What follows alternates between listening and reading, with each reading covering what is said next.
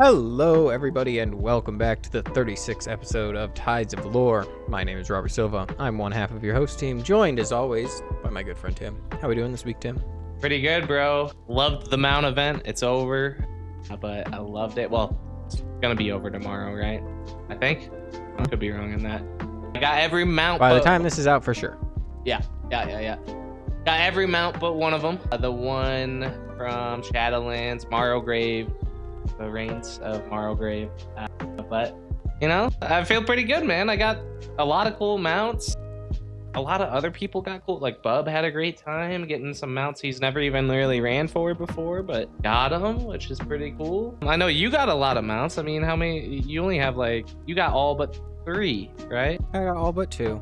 2? I need the Gloom Charger and Vengeance. It's not bad, bro. I mean, you seem depressed, but it's not bad. Look, man. It's not. I should be grateful. I should be appreciative. I'm on my 38th kill of Sylvanas during this event alone. Okay. I spent most of my time, because, I mean, as you might have heard last week, I still only needed the Sylvanas mount and the Gloom Charger mount then, too. But I leveled as many characters as I could. And got them 6-10 item levels so that they could do it without worry. It just wasn't meant to be. And it hurt my feelings a little bit, okay? I admit it. It hurt my feelings. You can't compare yourself to me because I get lucky. I can. And also, you have to look at the good things, like we never have to do Dragon Soul again, right? There's a lot of mounts that we've never tried for, but got during this event. Like, I don't know, the event in my eyes is a dub, and I think you should be more grateful and bow down to Blizzard. Hot take. Well, don't get me wrong, I am bowing down to Blizzard, and then this character leveling event and whatnot is going to carry me the rest of the way until 11.2, so I'm definitely going to still be pretty invested in WoW. I will say I'm really happy to see stuff like this, like these kind of events that do, at least for me, keep me more interested in the game during those kinds of content downtime between like seasons and stuff like that before. Yeah, like my goal every season is 1800 in PvP for the PvP set. I get the PvP mount for just doing the rated battlegrounds for wins above 1,000, and the Mythic Plus Keystone mount. And when I do those things, sometimes I quit like after I do all of those, right? But these events have kept me invested. I've also been in my downtime playing Classic, and I like play Classic when there's new stuff, and I play Retail when there's new stuff. So there's always something for me to do, but I enjoyed it. I did. Yep. I dub, Blizzard, dub. Don't let anyone except make sure that those fucking numbers are correct. I swear to God, some of those mounts were broken. Yeah. But dub, Blizzard, dub. I mean, I've pretty much already went into what I've been doing. I did a lot of the same thing. Today is the very last day, so I'm going to be running Black Temple in the hopes of getting one more Warglaive. I have like 3 characters that have some version of the Warglaives at this point, but I also have plenty of weeks that I could just run that normally between now and November when I need it.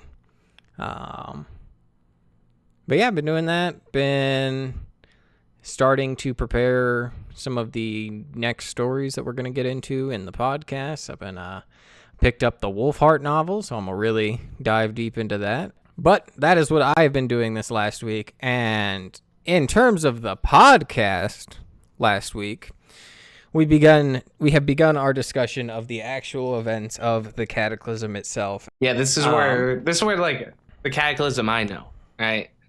This is the events that I actually know, because the books and stuff, I don't know, they don't really reference them in the game. I mean, they do. It's just kind of side plots for sure, but I think the Cataclysm, as I've been reading more about this and like how it ties into some like the Worgen starting area and the undead starting area of Cataclysm, I'm like, this is peak. This is supplementing the game in a great way. What do you remember about getting into those events last week? I remember Sylvanas going to the top of the frozen throne, seeing it's not the Lich King, basically just decides to throw herself and end the torment, and throw herself off to do a flip is what Do a flip, yeah.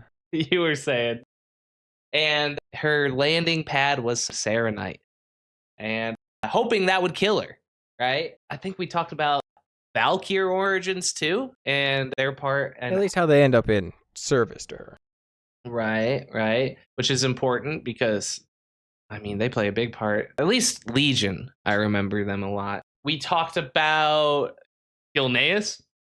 We talked about, Genn getting bit and, he not telling anyone and being that guy from the zombie movies. He's unfit for rule.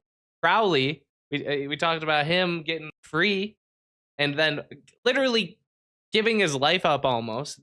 Does he die? I don't think he dies. But he basically goes on a suicide mission to save Gilneas. Make this man leader. Make Crowley lead. Like, he deserves it, man. Name me a better Darius Crowley for kingship. Yeah, give me a better guy for leadership for Gilneas than him. I don't know. At least from the things I've learned so far. It's fair. We're going to finish up the Gilneas storyline, at least the intro to it that leads into like the Wolfheart novel today. So we'll see how you're feeling about everybody at the end of it. But yeah, I'm right there with you. I'm kind of, I obviously Crowley is an infinitely better leader than Genn is. We talked about, finally the start of the Cataclysm. There was that shaman who was having visions of, the earth weeping or Azeroth weeping. And it's because, Deathwing came out and basically did a fiery blaze just over all of Azeroth.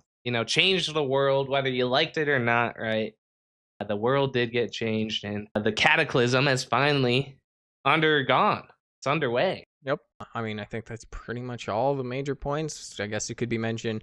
He lands in Stormwind City. He snatches up the head of his daughter, who, again, should mention, was killed like years ago at this point. It should just be a skeleton. It shouldn't be any meat on that. Whatever. And flies away with the head of Onyxia to prepare his other further nefarious plans. So, but yeah, that is pretty much all that we discussed last week on our previous episode. And also last week, you guys did have a few comments, starting off with Devin0210 saying, "Hey guys, big fan since I found you on TikTok. I've been trying to catch up on episodes and just finished the final Wrath of the Lich King episode. And I wanted to ask, does any point in the lore talk about any interaction between the Lich King / the Scourge and Yogg-Saron? It seems like two powerhouses occupying the same area would conflict at least a little. Thanks for the great content." And I did end up I think we've kind of discussed this a little bit, but I did end up writing out a comment to him just being like, I think it was kind of intended, at least when they wrote Wrath of the Lich King, to have it be a bigger connection in the future, that somehow the Lich King ties to the old gods or something like that, because you do get a lot of evidence in, obviously, Icecrown Citadel being built out of Serenite, and seeing Arthas torturing Bolvar when you go inside the mind of Yogg-Saron, and seeing, even when you, are doing the Yogg-Saron fight, he says the quote that Arthas's father says to dying Arthas, where he says, "No king rules forever. The only thing that is undying is death itself," is what Yogg-Saron says in his fight. So, even that ties into it. Maybe he foresaw Arthas actually already dying and something like that. So it seems like there should have been an interaction. It just might have got cut for the jailer equals domination rune storyline. Do you think the Serenite helped block who's in the helm of domination? Ner'zhul. Do you think the Serenite helped block Ner'zhul talking to him and controlling him? Allegedly, Ner'zhul stops being in control before this happens. So maybe. I don't know when ICC exactly gets built. Maybe, but I don't think so. It seems like the undead have a bit of a pretty strong resilience to the Serenite whispers, at least compared to mortals. Well, was Arthas truly undead? I guess he was. Yeah. He eventually, because he removed his heart. His soul was in. Yeah. Okay. But we did also have the returning Crossed Quill Hearth saying, I've always kind of had the feeling that maybe Blizzard could have used Jaina's relationships to make a third neutral faction. Because some of these slaps in the face on both sides go unpunished. There's no way in my mind that Bane would have just shook Garrosh's hand. Not the Bane who later goes on to kill 100 Centaur for the crime of, being Centaur. I agree. I do agree. I think, there's a point where Jaina is already kind of acts in that classic to Mists of Pandaria time frame where Jaina is basically already a neutral faction between the Horde and Alliance, between having Theramore and stuff like that. I think they could have made it. It's a cool concept. It would never happen solely because of gameplay. You look at like, PvP, they would have to balance, a lot of game modes out of a third faction too. Mhm. And games like ESO that have that, honestly, I've not been a fan of personally. Fair enough. I haven't played enough ESO to really know the difference. It might be cool lore-wise, but for gameplay-wise, because of how the game is designed, I don't think they would. I think personally, if they were to have a third faction, they should have done it like Warcraft 3 style, where you have an actual genuinely evil faction. Could have been like the Scourge or whoever, right? Because getting to be an actually genuinely evil villain in the Warcraft 3 campaign is incredible. And I would have loved more. Getting to be an evil dude in the Death Knight starting zone is incredible. I just want more of it. Well, I mean, and the Hordes had some evil leaders. Yeah, I was just about to say, yeah, they kind of teetered on like, is the Horde gonna be the villain, guys? But it seems like they're pretty confidently now like, no, the Horde are just the ugly races that are still good guys and blood elves. But lastly, we did have Ruptured 121 saying, just binged everything over the last week. Great stuff. Really reignited my love for WoW lore that I feel like I've been missing for a while. Made me slow down and take my time with the world around me. And yeah, man, it's always good to, slow down and smell the mage royals, right? I mean, you got to go hard and get the Mythic Plus rating and PvP rating, but slow down, right? And realize, who you're killing. I will say I am kind of a blend of both, because like when I first play a character on an expansion, I'm like, go, like maximum speed, gotta get to max level. I want good gear. And then like all the characters after that, I'm like, it's time to read. Moral of the story is my demon hunter doesn't actually know anything about what they're doing, but my druid on point. I mean, demon hunters shouldn't even be here still. What demons are they killing, dude? Well, I mean, we'll not talk about that data mine stuff, but we'll see. But yeah, that is all that we discussed last week with you guys, with us, and now we are moving on to the remainder of the Gilneas storyline. So we're just going to hop right into that. Before we dive into today's story, don't forget to hit that like button, subscribe to Tides of Lore on YouTube, or if you're on Spotify, leave us a 5-star rating. It really helps the channel and ensures you won't miss a moment of this adventure. Now let's get started. Opening, you got Garrosh Hellscream. As we last checked in with Garrosh Hellscream, he was on the front lines of this invasion of Gilneas with the aid of the Forsaken, which we might remember Sylvanas has a vision about after she does a flip, that the Forsaken will be led to essentially their doom, their destruction entirely as a species at the hands of this invasion of Gilneas. So as she's on her way back from that, we do get the scene of Garrosh Hellscream at the wall of Gilneas itself, looking upon this now broken wall that leads in. And he's talking to this marshal, a Forsaken standing next to him, and literally the marshal goes to be like, forward, and halfway through saying the word forward, he gets his jaw blown off by a musket ball and sent tumbling down a hill, which thankfully he's a Forsaken, so he just stands up and climbs back up the hill. But a lot of Forsakens don't even have jaws, so I mean, mine doesn't. That's he'll for fit sure. right in, dude. Best facial option for the undead is the option to have no lower jaw and the tongue that hangs down, and I will die on that hill. But yes, so the invasion is still not going as grand as you might imagine, with the wall having been essentially destroyed by the Cataclysm itself. And Garrosh Hellscream is, well, not all too pleased about that. He is standing there with this guy, and he's basically shitting on him, and he's like, why do your scouts like suck so bad at going to complete the missions that I'm telling them to? And this apothecary Leiden guy is like, well, they're doing their best, but I mean, you're basically having them run straight forward at a completely defended position, and they have literal guns, man. Like, so there's a little bit of tension between this kind of leader of the Forsaken and Garrosh Hellscream, where eventually they kind of retreat to this encampment as Garrosh steps into this tent and is just thinking about the entire situation, where he is Well, I mean, to keep it a $1.50 with everybody, he's doing exactly what Sylvanas' vision is worrying he's going to do. He's just like, I don't really care how many of these Forsaken I have to send in there. I'm not sending any actual warriors into the battle until the Forsaken go first, basically.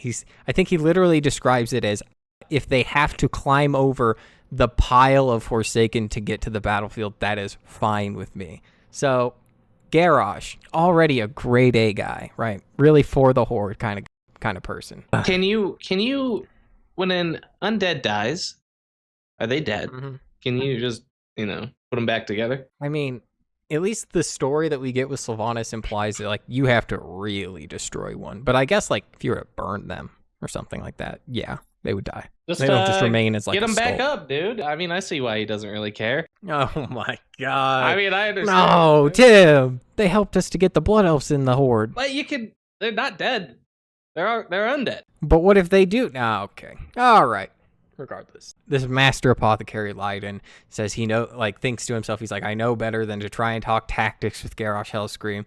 But during this operation, Garrosh is like, where are all of those troops that we were promised from the Undercity? Like, you said you're sending our finest people. Leiden's like, yeah, they're the very heart of our infantry. And Garrosh is like, good. They'll make great cannon fodder. And he's like, what do you mean? Like, they're masters of, like, surprise and, like, tactics and stuff like that. They're not for frontal assaults. And Garrosh is like, that's crazy. I didn't ask.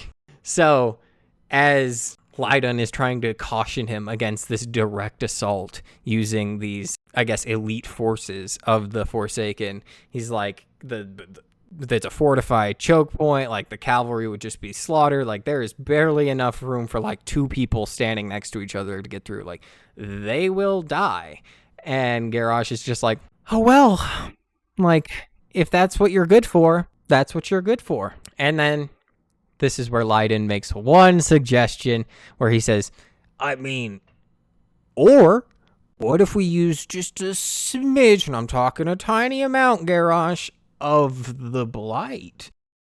Ooh, they still got some? I thought it was outlawed. Oh, you out. So as he says this, Garrosh slaps him across the face and he recoils from it, basically being like, I know you guys have some of that shit hidden anywhere. I swear if I see any of that, I will be back to destroy every undead that I can find if you ever use those toxins again. So he has some honor. He has some honor. Sure.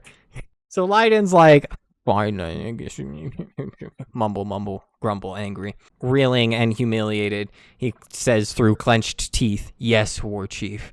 But inside, he's basically thinking to himself, like, where is Sylvanas Windrunner? Why isn't the Banshee Queen here to counter this beast of iron? And that's where we cut to inside of Gilneas, where you have, obviously, Tim's absolute favorite king, Genn Greymane, leading the surviving Gilneans in this retreat to this, I guess, coastal village known as Duskhaven. Still within the actual kingdom of Gilneas, but we have to remember that Gilneas, the city, has fallen to the Worgen, led by Alpha Prime. And, well, that is kind of where us as the main characters, at least if you're playing a Worgen, come into the story. I will say, like, the actual point where you come in is during the whole invasion by the Worgen, and this has been, like, I think it's, say, like, a few months after that it kind of time skips to, where you are then captured by these survivors of Duskhaven as a feral Worgen who was in the city when the Worgen took over and was turned by them. And, well, you find yourself stuck in this cage, standing before Krenin or Arnas. I fucking hate this man's last name. We're calling him Krenin. Just Krenin, the Royal Alchemist. You remember him? He was working with Ballistra, that guy. And he's been conducting experiments on the Worgen to try and cure them of the curse of the Worgen, or at least give them their own normal sense of mind when they are a Worgen. And yeah, you find yourself captured by him, and congratulations. You've been promoted to experiment. So they give you a dose. It doesn't really work. That guy that works with Genn to go and hunt all the Worgen, Lord Godfrey, yeah, he's standing here too, and he's like, well, it didn't work. You know the rules. get the fucking incinerator turned on. And I think Genn Greymane himself is like, no, wait, let's give him another dose. So they double dose you. And this time, thankfully, you gain your senses back. And you have managed to restore an ounce of your mind as this new Worgen human hybrid that is working with King Genn Greymane following the fall of Gilneas city itself. And starting with, they free you. And they're like, all right, well, that potion was good, but it's far from perfect. So I need you to go outside of the walls of this village and go find these alchemical ingredients to help stabilize future doses that we make for it. And you're like, okay, cool. So you go running out there on all fours, like a good little doggy. And eventually you stumble across this mutilated corpse of a Gilnean watchman. And as you're investigating the scene, you can't quite make out who the killer was, but it does make this message clear that Duskhaven is not safe. And that's when you realize the Cataclysm has begun, and these earthquakes and tremors that have been going on have destroyed these coastal reefs that were just off the coast of Duskhaven, now leaving the ocean as a very valid entryway for the Forsaken to get their warships in, as you spot them sailing in from the Duskmist shore. And yeah, it basically starts off a whole new fresh fight with the Forsaken. If it, like, you got the dudes over on the wall, they're getting fucked up. What was interesting to me is that they managed to hold the Greymane wall even after the capital city falls, and I'm like, how does that work? How do you hold the wall but not the city? I'm also interested in, the world is literally like ending, and they're like, you know what? Let's not help all our towns that have probably gotten damaged and are on fire. Let's go start some war. Good idea. Good idea. Sorry, this isn't World of Friendship Craft. God. All right. No, I am right there with you. I'm like, damn, guys, time and place. But it's kind of like I mentioned before, where I was like, I think the truth is, like, Cataclysm is only just the event itself, but truly, like, the Cataclysm is everything that's been going on comes to a, like, boiling point all at once. And so, like, the Cataclysm, is it strictly from Deathwing coming out of Deepholm? I know he also, like, you know, lit a lot of stuff on fire, but is it just the earthquakes and everything happening from that one point of exit? Yeah, so when he left, he destroyed what is known as the World Pillar. It's essentially what prevents the elemental plane of Earth from slamming into the, like, physical realm itself. And when he left, he ripped that shit up. That's why when you look above Stone Core, you see, like, this fractured pillar. Or when you look above, what's it called? Deepholm. It's like this fractured pillar that leads upwards into the Maelstrom. So yeah, he broke that. The elemental plane began to just burst forth in all sorts of parts of Azeroth. So that is why everything is also going on. So yes and no, but gotcha. I guess to go back to the main point, yes, it is his fault. Cool, thank you. Yes, sir.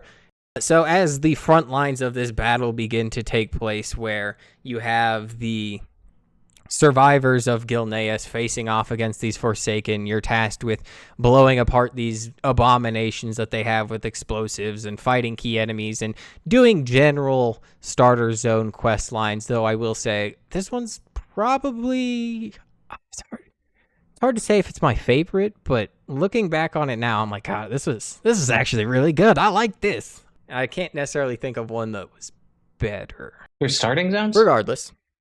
Yeah. You think the Worgen is the best? Yeah. I thought it was just a lot of busy work, man. I didn't think it was that cool. Maybe. What starting zone would you say? I mean, not a lot of starting zones have story, so it would have to be newer race starting zones. The Goblins was okay. I just did the Panda one, and actually, that was pretty cool. Theirs is pretty cool. Yeah, I did enjoy that, especially when you were on the balloon and then you see where you finally are. That was really cool. Mm-hmm. So maybe Panda. I do like Panda. I would throw Demon Hunter up there. Yeah, Demon Hunter. Yeah, but any of the newer ones, stuff. It's all the old zones that, like, classic. They didn't really have stories like that. Definitely Cataclysm Forward added what I would consider to be, well, and the Death Knight zone is pretty good too. Yeah. But yes, through all of this, you assist the mayor, Gwen Armstead, in organizing this counterattack, and you help Lord Godfrey, even though he's like, you filthy Worgen, I hate you. You help him. You work from this, like, makeshift command post as you begin to fight back against all of them. But as the Cataclysm tremors worsen, these tearing gouges appear in the land around Dusthaven, and large sections of the coastline begin to crumble into the sea. So you are then tasked with this emergency evacuation. Once again, it was a nice few months in this home before you are forced to flee once again. And I mean, for the most part, you do. You are evacuating all these people that you can, and you are specifically tasked with going to get like the difficult, I guess, villagers, residents who might be reluctant to leave. One of these being Lorna Crowley, who we mentioned is really upset after finding out that Greymane freed her father, but that she still won't get to see him. And you go to her, and eventually she shakes from her mope session, helps you get some horses. You help the rest of the people with all the horses that you get, and with that, you guys flee to what is the Greymane Manor, where eventually you find King Genn Greymane hiding in his little observatory, dealing with his ever-so-present, turning into a Worgen problem. That he's hiding from everyone? Yep, that's the one. The very same. And with this being the case, they decide that Duskhaven can no longer be properly defended, and you decide to evacuate the Greymane Manor and make your way for the town of Stormglen. So, as you begin to leave, I actually think this place is really cool, because this is another one of these, again, the starting zone, like when you do eventually go all the way back to Gilneas, you can find this village completely sunken into the ocean. Just a cool touch. I don't know. Maybe I'm a Worgen glazer too. Who knows? I think you are. Okay. But yes, so all of these civilians now begin to make their way to the Stormglen village. And as they arrive, they expect to be received with open arms and friendly faces. And, well, they get there to this hamlet, and there's no one there.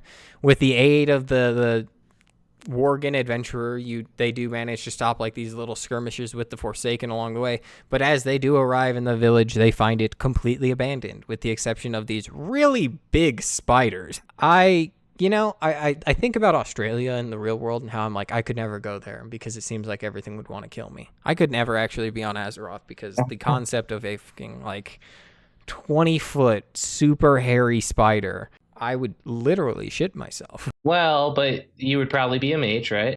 Sure. Yeah. Which means you have a lot of tools at your ability to make it so that the guy doesn't exist. Just gonna polymorph him and get the... There you go. Yeah, turn it into a sheep. Everyone likes cuddly sheep.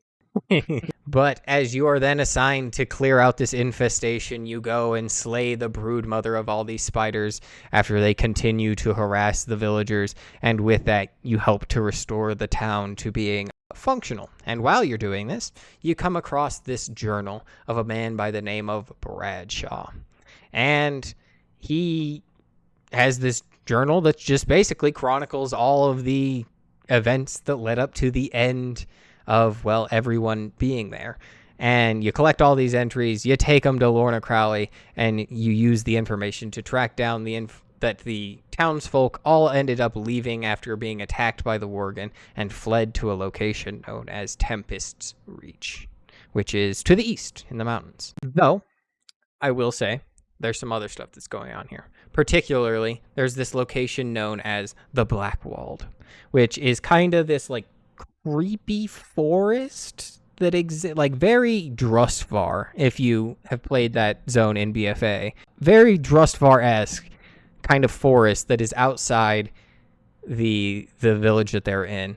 And in Bradshaw's notes, that he mentions at the end of his notes, he's like, the Worgen just stopped attacking. I don't know why, but we're going to take this opportunity to leave. Okay, bye.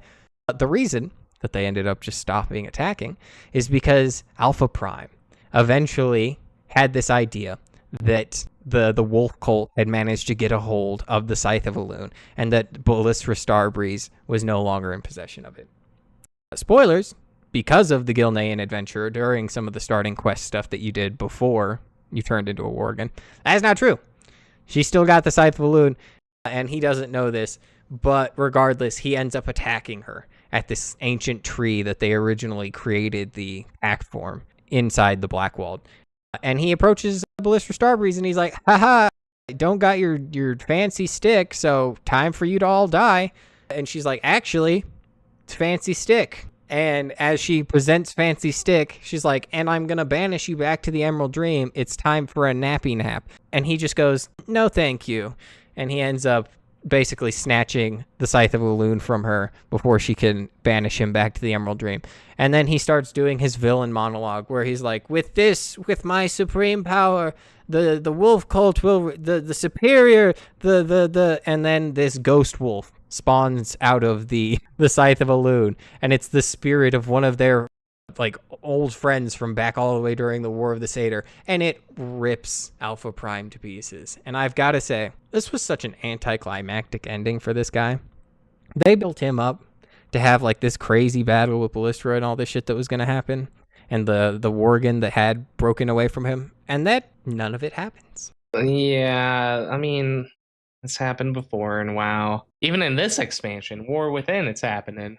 Remember those night elf, like, weird-looking things? I forget what they were called. Yeah, what happened to those? They were building them up. Yeah, I mean, because we're going to have, like, this 3 expansion arc, I definitely think we're getting back to them, but yeah, this was really anticlimactic. This is a 5-issue comic book series, and a lot of it's really cool, but this was just like, oh, okay, well, alrighty then. But all of this is to say that also within this area of the Blackwalled and specifically the tree that we were talking about, Tal'Doran, you can find Ballista Starbreeze. And Ballista also came into contact with one Lord Darius Crowley, because after Darius Crowley was overwhelmed in the Cathedral District and got him and all his dudes munched on by Worgen, I guess they just had enough foresight to be like, we should get out of here. I guess they, for whatever reason, did not entirely fall under the control of Alpha Prime. So they ended up going to this tree of Tal'Doran, and they were like, hey, Night Elf people, do you think you can help us to not be like the worst? And the Night Elves were like, yes, as we mentioned to Genn Greymane, we have this ritual that as long as you don't basically have doubt or secrets or whatever it was, you can willingly change between Worgen and man. And they're like, cool. And they do this super awesome ritual. And now Darius Crowley is a super badass gun-wielding Worgen that has an eye patch. Is Genn... So he can control it. He can control his... Which one, Genn or Darius? No, Darius Crowley. He can control his hunger. His transformation, yep. Interesting. Okay, what about Genn? We're actually getting there. Because you're eventually tasked with going into the Blackwall to help figure more out about what's been going on in the area. And there you do meet with Ballista Starbreeze, who's like, hey, Darius Crowley here. He's a Worgen, but we managed to turn him into one of us.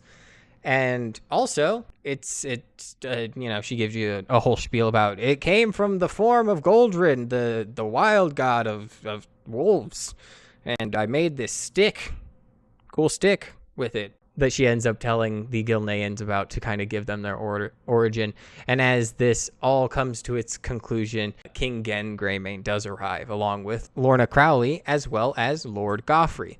And, well, Godfrey, certified shithead that he is, sees Darius Crowley and he's like, traitor, and pulls a gun on him.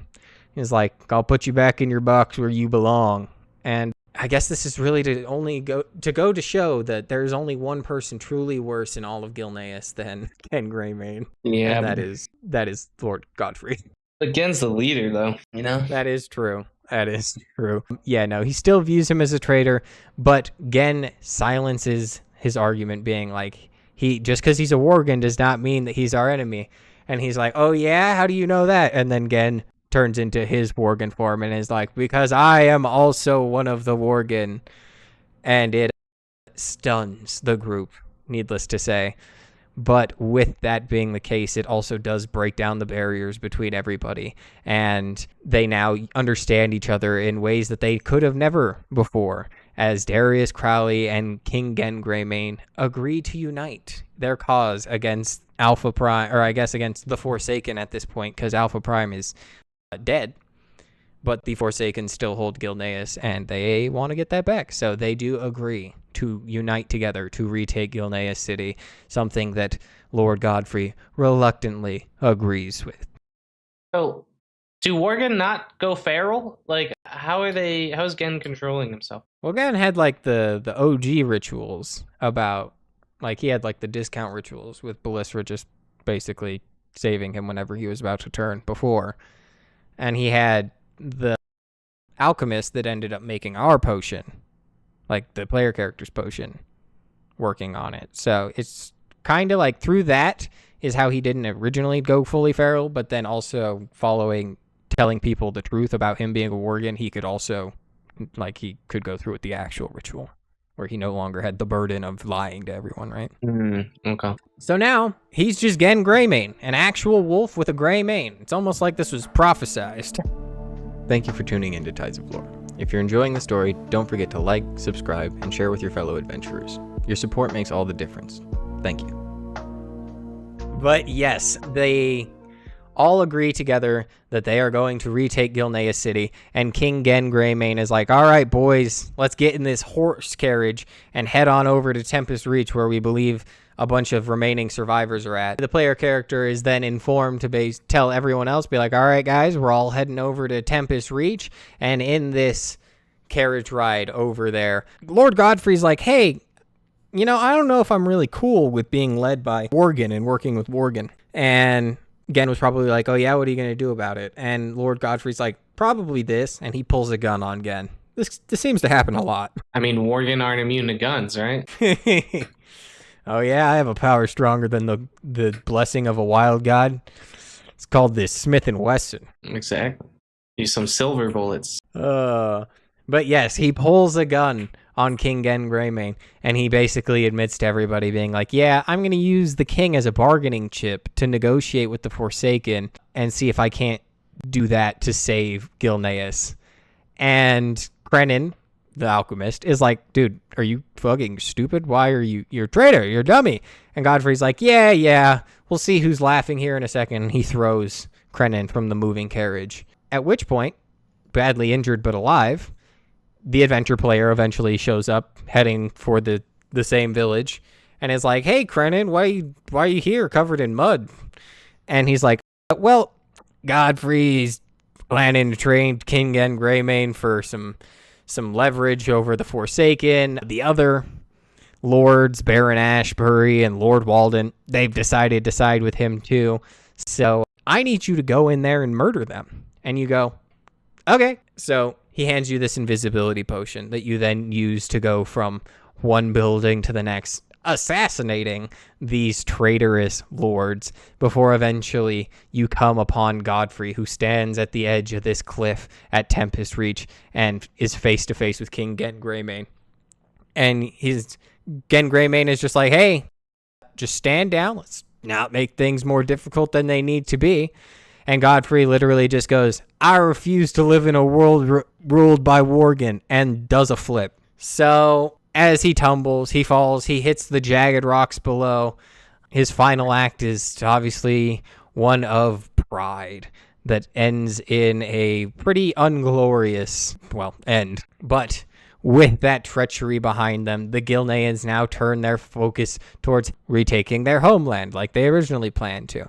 And with Lorna Crowley leading the adventurer to go to this small town near the coast of Emberstone that is still occupied by these Forsaken forces, you eventually do these operations with stealth to overwhelm the Forsaken and deal this major blow to their supply line as you gain this foothold nearby the city. And that's when King Genn Greymane does his heroic speech in front of all of his Gilnean people, being like, hey guys, I got something I need to tell you. Poof, turns into big magic wolf dog, and he's like, I'm a big magic wolf dog.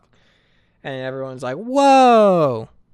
Anyway, but he does reveal the truth to his citizens that he is in fact a Worgen, and with this he says he confesses his fear and his hesitation and challenges his people, being like, who among you will stand with me? Who will put aside your fear and not just fight as survivors, but those looking to reclaim their home? And all the Gilneans, hurrah, down with the Forsaken. And they all get ready to go and march on the capital of Gilneas City itself. And they do.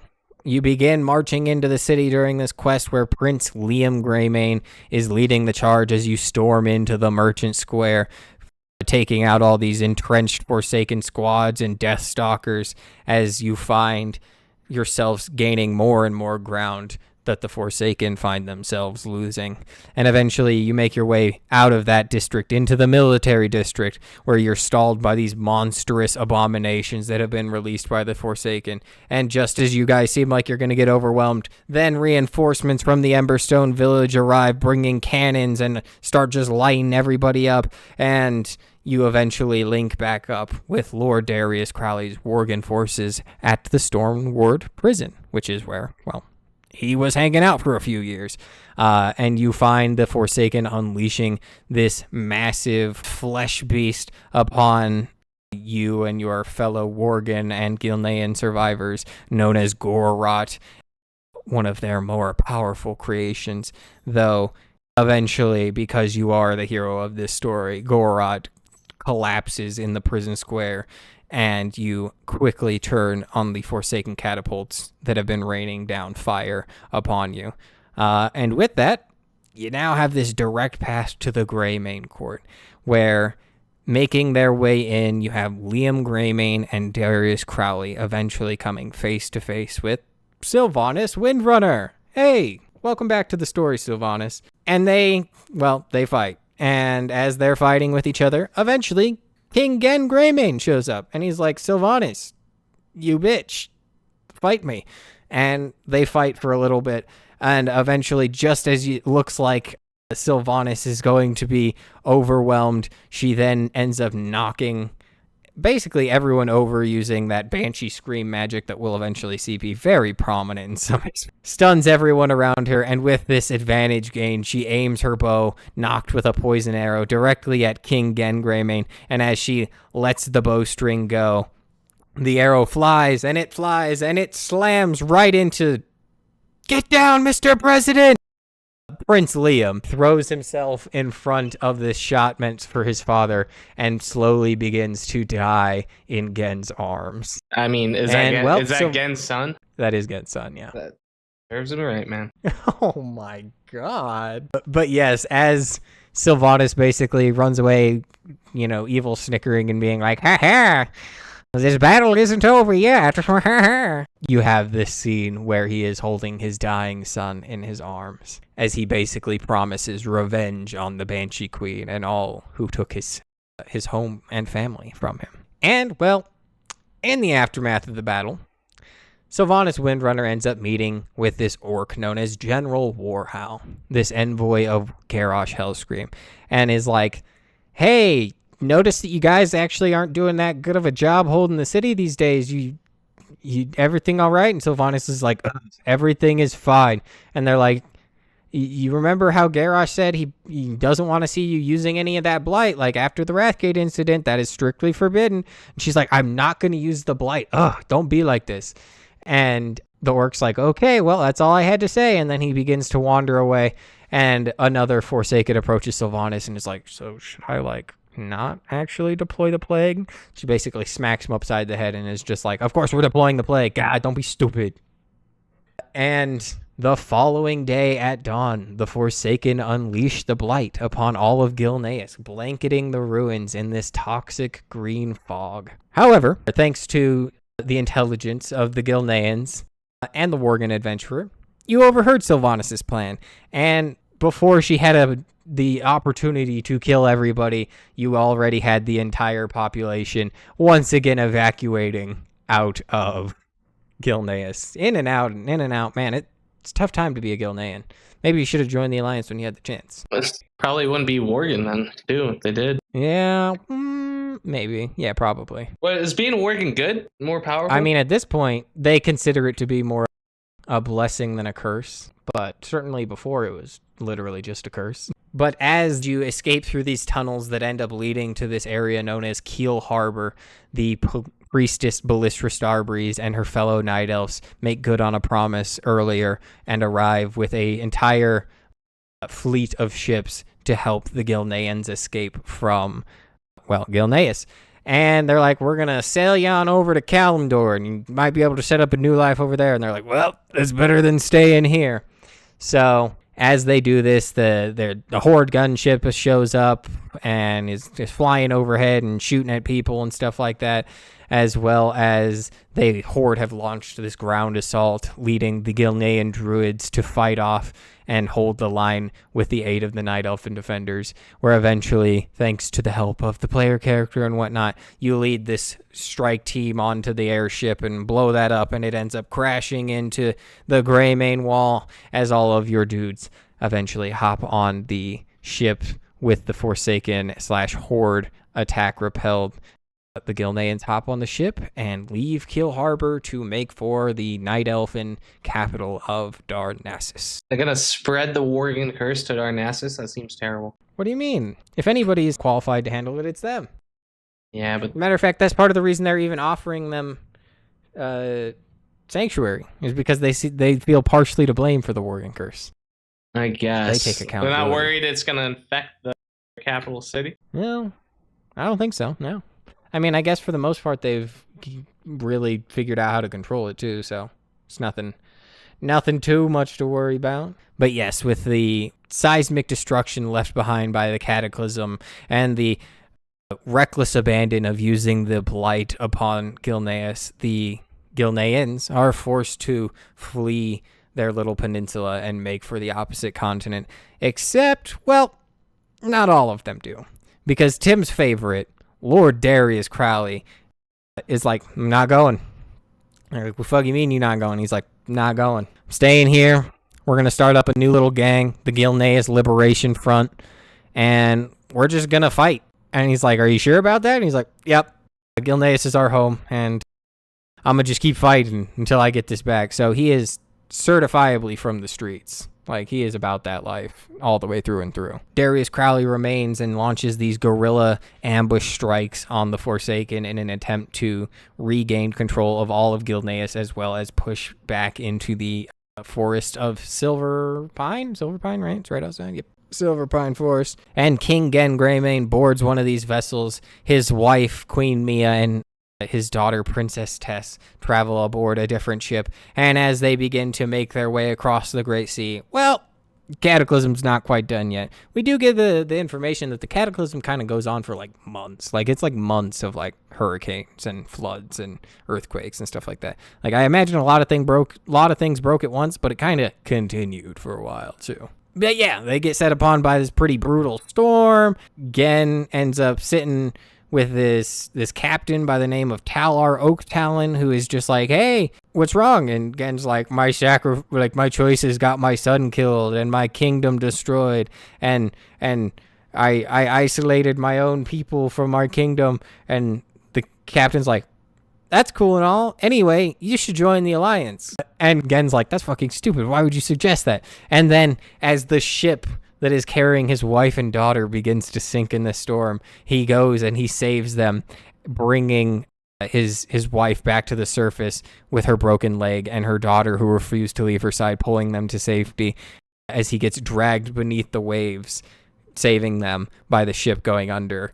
Captain Oaktalon dives in and pulls him out to safety as well. And with that, he's like, you know, maybe it's a good idea to have friends. Maybe if I had friends, all of this wouldn't happen. Perhaps this pride, this independence and isolationist mentality did not serve me like I wanted it to. And he realizes that Gilneas needs strength just as much as it needs allies. Where eventually now they arrive in Darnassus, and they are resettled within an area of this place called the Howling Oak, which is kind of this grove for the Gilnean refugees to stay there.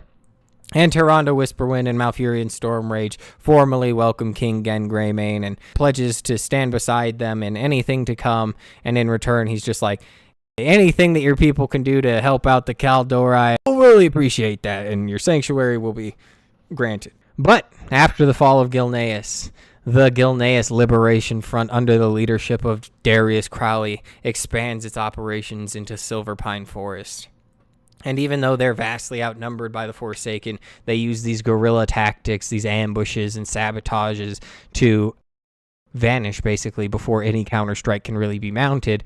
And though they have several minor victories, symbolically they are powerful for the people that are fighting back against the Forsaken. And, well, realizing that they need numbers to beat the Forsaken and have any chance, Darius Crowley ends up reaching out to another one of these packs of, I guess, Feral Worgen, but now that Alpha Prime's not in charge, they're a bit more competent. He reaches out to this group known as the Bloodfang Pack, specifically their leader, Ivar Bloodfang. And he's like, hey, you hate the Forsaken too? And they're like, I do hate the Forsaken. And they're like, we hate the Forsaken. And they're like, that is good. And they're like, we should kill Forsaken together. And they're like, I agree.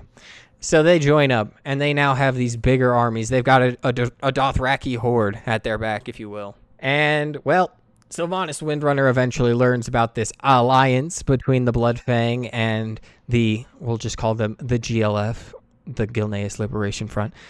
Hears about this alliance between the GLF and the Bloodfang, and he's like, hey, they're launching these deadly ambushes on us, and they're striking with some pretty crazy, we had 3 warships that were supposed to arrive yesterday, and the crew of them all arrived dead, so things aren't turning very great for us. And they're like, okay, well, I think it's time to turn to one of our best resources that we have at our disposal now, the Val'kyr.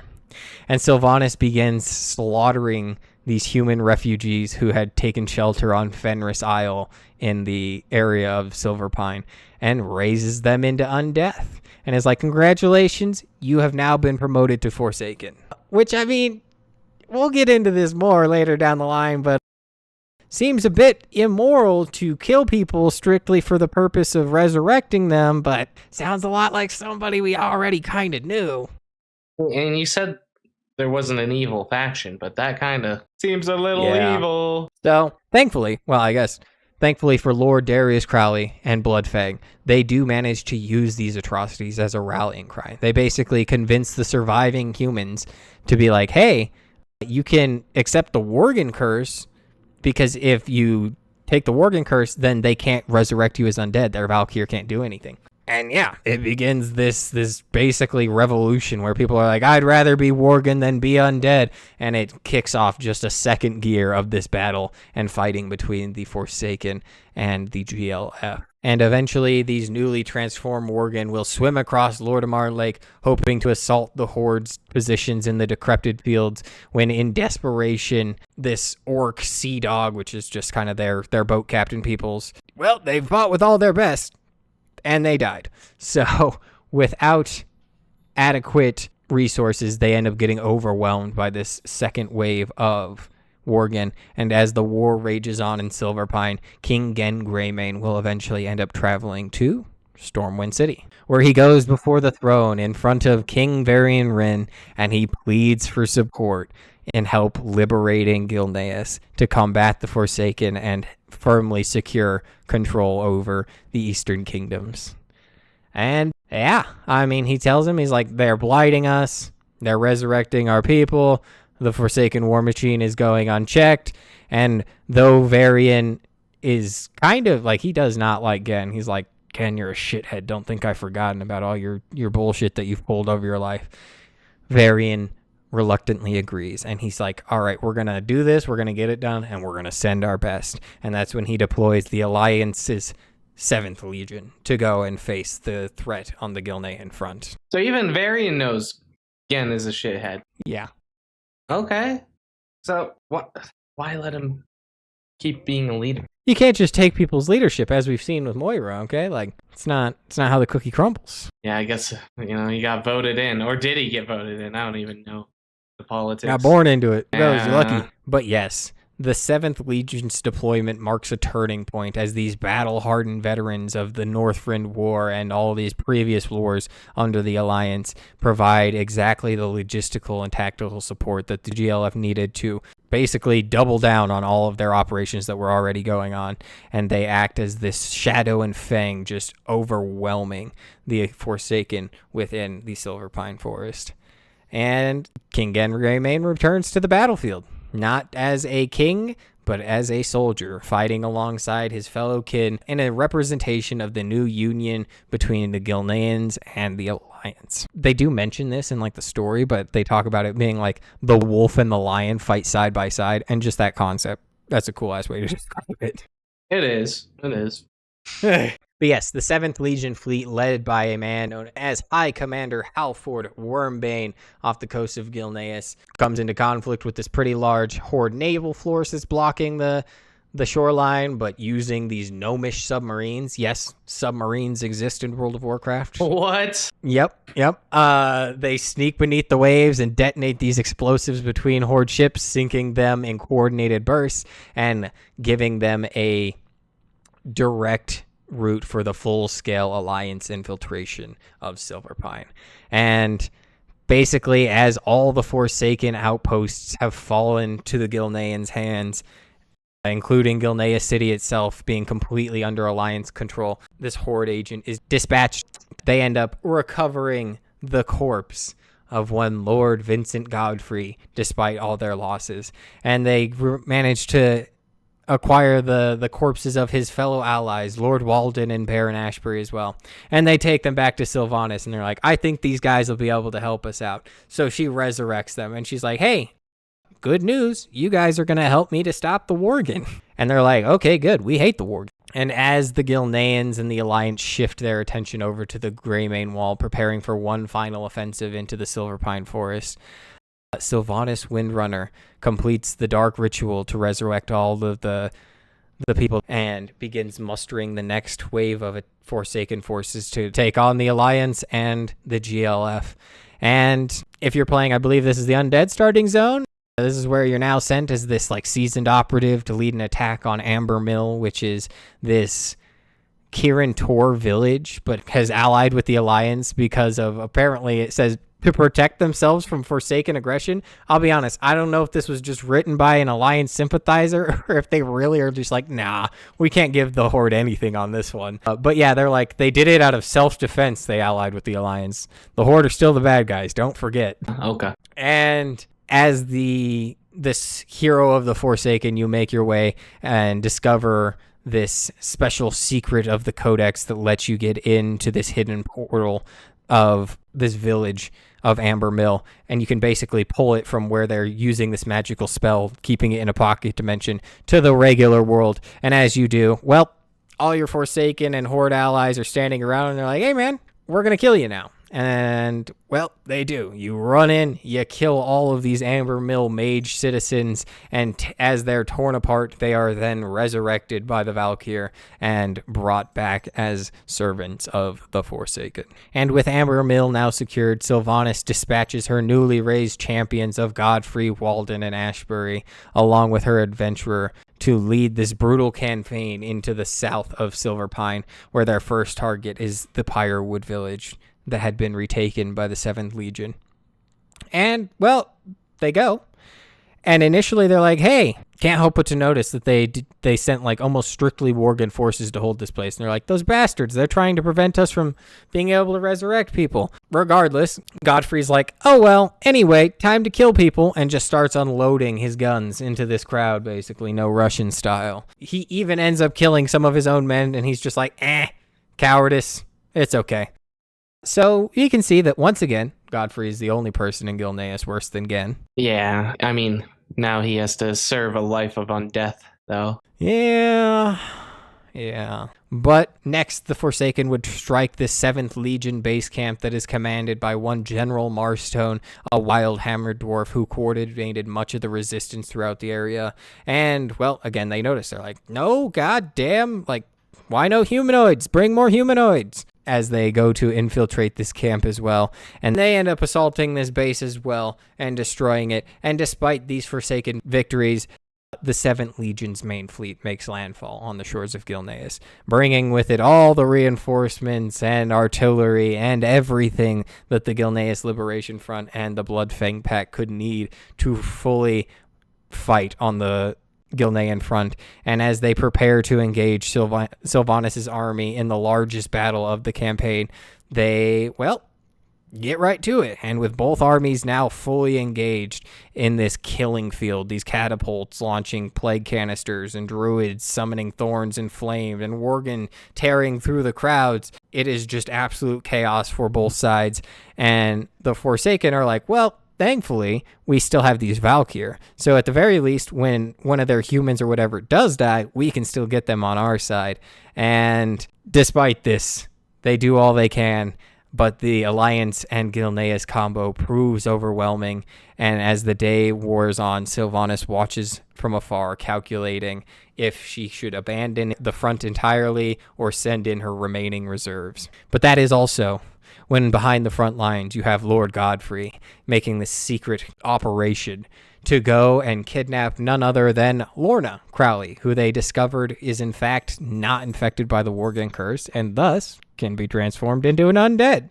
So they go to this GLF base and they kidnap her. They snatch her up real quick and they return to Sylvanas Windrunner with Lorna in tow as they ride over to the shattered Greymane wall flanked by her Val'kyr and the warlord Crommush, who we mentioned before is kind of this emissary of Garrosh. And Sylvanas issues this choice to Darius Crowley, basically being like, hey, I'm going to give you an opportunity that I was never given. You can surrender Gilneas, or you can watch as I turn your daughter into an undead and bind her to the Forsaken forever. And, well, as Godfrey and Walden and Ashbury pull up with Lorna in chains to prove that they are, in fact, not lying, Darius Crowley reluctantly yields. And he orders the Gilneans to retreat and relinquish control of Gilneas to the Forsaken. And Ivar Bloodfang is just like, what the fuck? Pussy, don't be like that, pussy!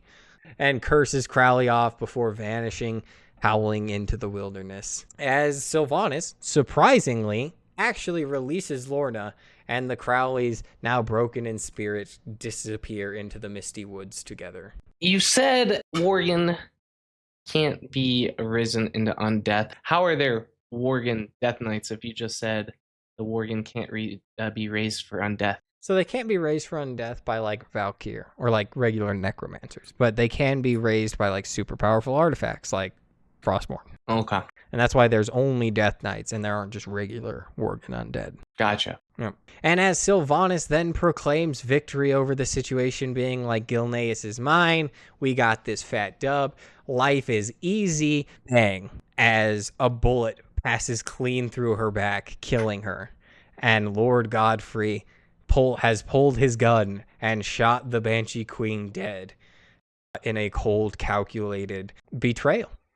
Some things never change with Lord Godfrey. He really likes pulling his gun on leadership. He stays strapped. Yep. He's about that strapped. Life, dude. He is about that life. An anarchist through and through. And he basically admits, he's like, my goal had never been victory for the Forsaken. Only the end to Sylvanas Windrunner. As this chaos begins to take over and people begin to attack him and Walden and Ashbury, they all eventually manage to escape. And they go to become the new bosses of Shadowfang Keep. Oh, really? Yeah. In Silverpine Forest, yeah. That's why the last guy in Shadowfang Keep now, like I mentioned this last time, this is actually when Godfrey takes over. He's the one that does like all the bullet spray across the room and everything like that. He like dual wields pistols. But yeah, so that is how you get the new Cataclysm version of Shadowfang Keep, as Sylvanas Windrunner falls to the wind dying and Crommush shouts at her Val'kyr that they need to fix her. And, well, as the Val'kyr do like begin to lean over and look at Sylvanas, eventually 3 of them do disappear. And she is resurrected, rising back to her feet once more, not broken but furious, as she declares that Godfrey will pay and begins to depart for the Undercity to prepare for what lays ahead, promising that the Val'kyr are the future of the Forsaken race. As the Gilnean Liberation Front and the Bloodfang Pack withdraw deeper into Gilneas, and the war reaches at least a stagnancy for now. And that is where we're going to end this episode. What'd you think about that one? Pretty good. It was pretty good. I mean, I hate some of these Gilneans, but for the most part, it's pretty good. And it's things I remember happening. I remember the questing and doing this with the revamped Silverpine Forest. Yeah, I really remember when the Worgen are swimming across the river as you're like an undead and you're like firing bombs at them, I think. Yeah, they really did well remaking the zones. At least this zone. I think that this conflict in particular is probably the best changes that we kind of get from Classic. I mean, Silverpine was great in Classic, but like this just has so much more life to it, so much more going on. Like the Worgen in Classic were just like they're werewolves until like we actually got the Scythe of Elune and stuff like that. It was like they're werewolves, right? But now we have so much going on, and it actually feels like this is a conflict between two people that I kind of buy into more than a lot of other faction conflicts that tend to go on. Yeah. Like this makes more sense to me that these two factions are fighting than the Coltirans and the Zandalari, right? True. But yeah, that is all that we have for this week. Join us next week as we move into, I don't even know, the Cataclysm has so many other storylines that we could get into. I'm thinking we're going to do goblin stuff next. I think we're going to start goblin. So we'll see what's happening next time. If you did make it this far in the video, please make sure you drop us a like, a subscribe, a comment. We love our comments, so please send us a comment our way. If you're over on Spotify, 5 stars would be greatly appreciated, and follows are also always appreciated. Just want to say real quickly, thank you guys so much for 3,000 followers over on TikTok this week. We hit 200 over on Spotify. We're at like 220 now, which is just amazing. You guys blew clear past my goal since last week, and we are rapidly flying towards 1,000 subs on YouTube. So thank you guys so much. The support has really been awesome, and we really enjoy having you guys along for the ride. But that is all that we have for this week, and we will see you guys next week. Thank you so much for making it to the end of this episode. Your guys' support truly means the world to us. If you're interested in hearing more, we have our full show on YouTube and Spotify, new episodes dropping every Tuesday. I also want to take this moment to give a special thank you to Fantasy Lo-Fi for providing the music for this episode. You can find them on YouTube at Fantasy Lo-Fi or on Spotify under Bits and Hits. Be sure to show them some love as their music does truly bring this journey to life. Once again, thank you for joining us on Tides of Lore, and we will see you next week.